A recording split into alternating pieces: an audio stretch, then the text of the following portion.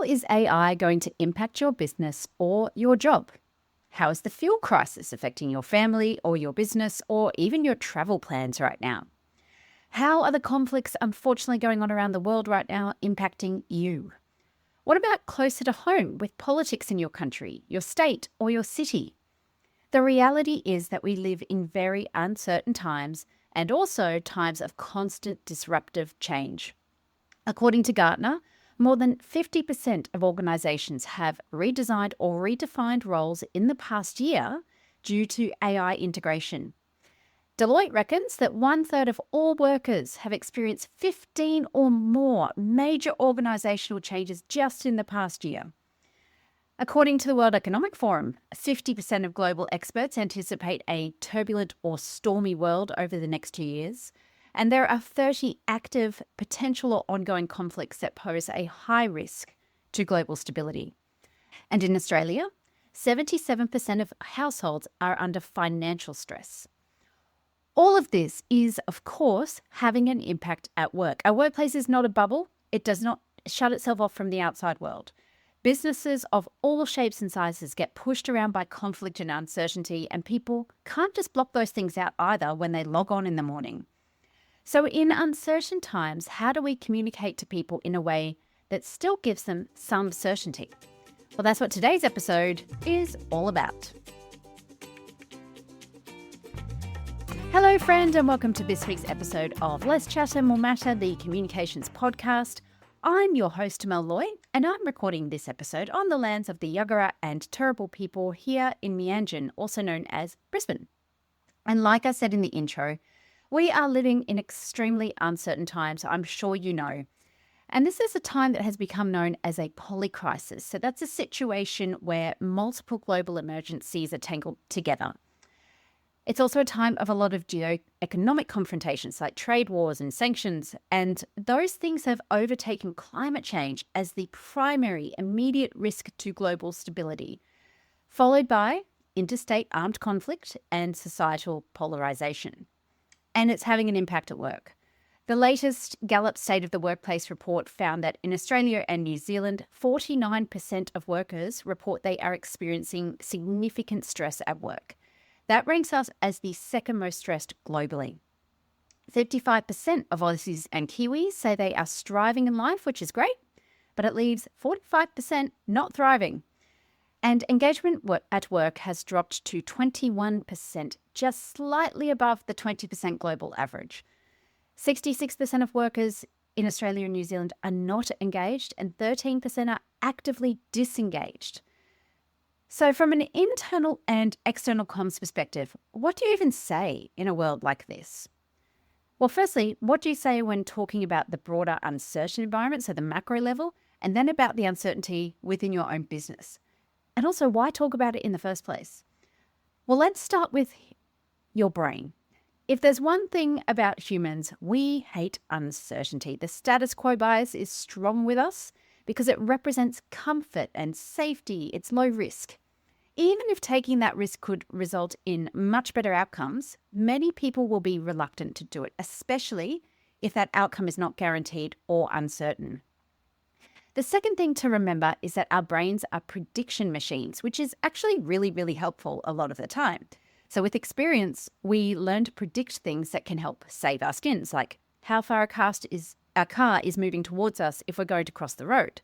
So it's fine for things that are known or experienced before. We can use those experiences to then make predictions. But when we face a new or uncertain situation, there's no autopilot response for that. And because we can't predict what will happen, that leads to a lot of mental fatigue.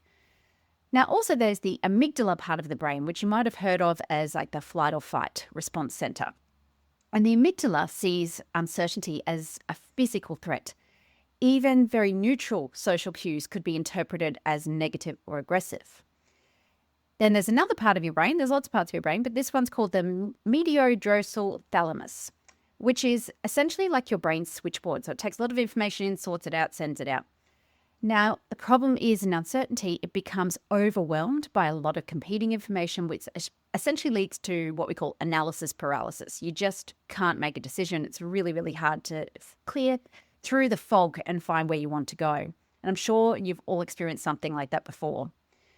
And then you've got your prefrontal cortex, which can also be thought of as like your brain's CEO. It's going to work really hard to try and rationalize what's happening and plan ahead.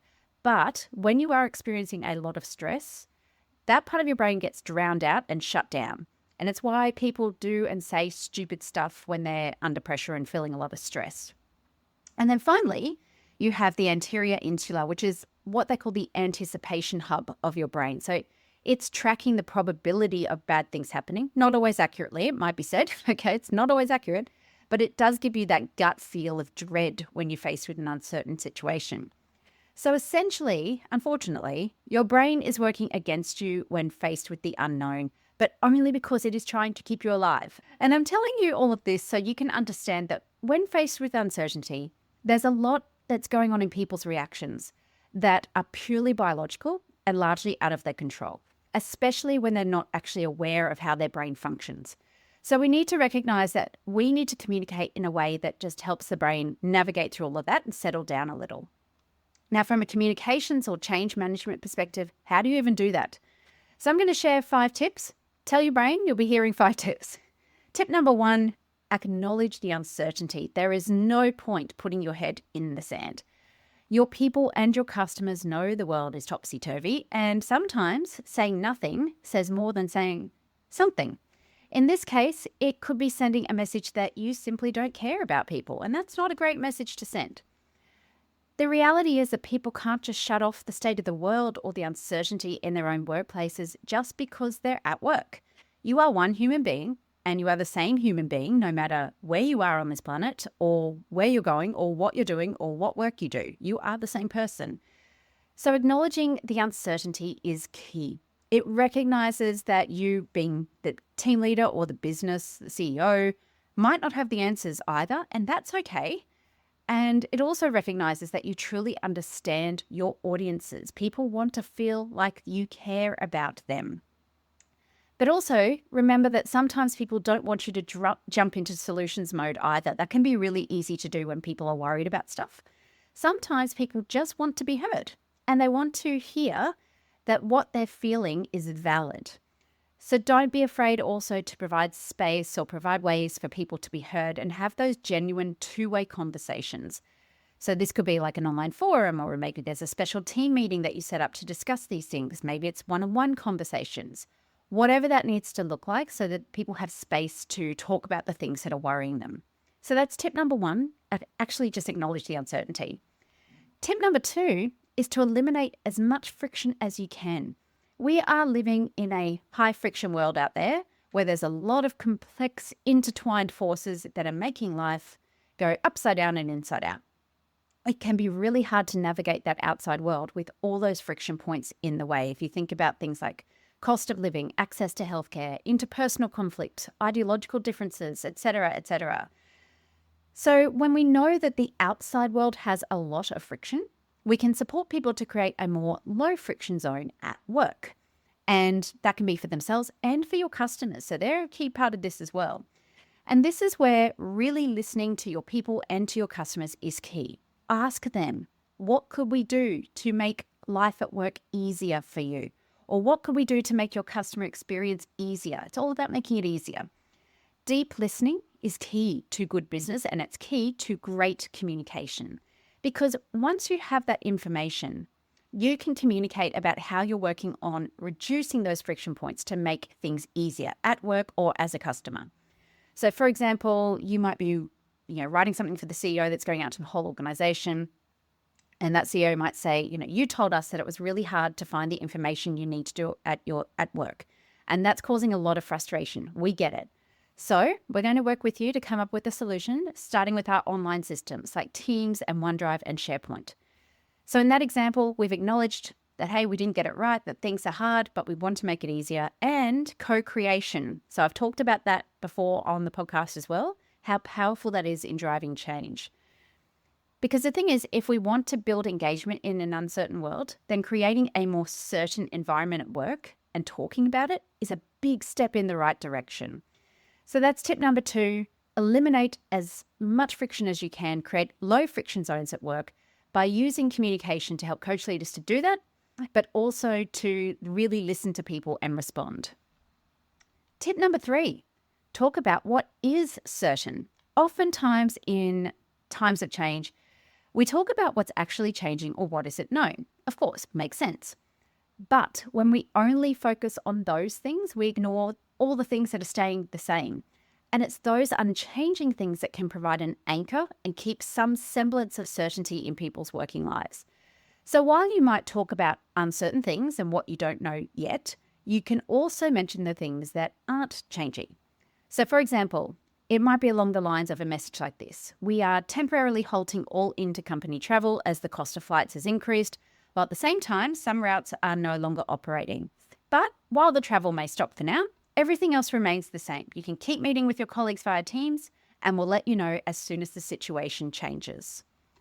In that example, particularly if you've provided some good reasoning and some answers to questions like, what about travel I've already booked, etc., most people are going to be understanding. We do need to remember that for the most part, people are fairly reasonable creatures.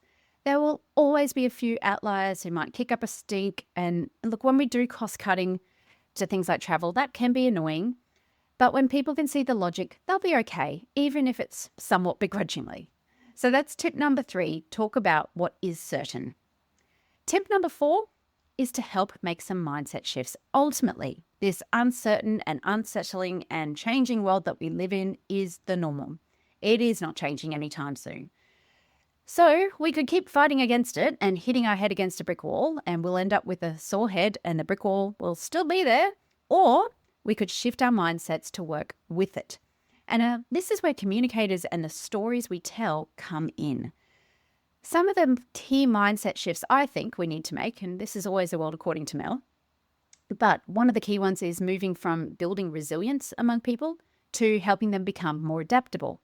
We need to build from fear-based or feeding fear. So that might be a question like, how's that project going?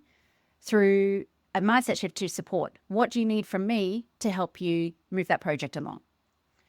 We need to move from focusing on failures. So we've tried that before. That didn't work. We could try that, but it won't work. To reframing things as experiments. We test and try and we see what lands, we see what doesn't, and we learn from both.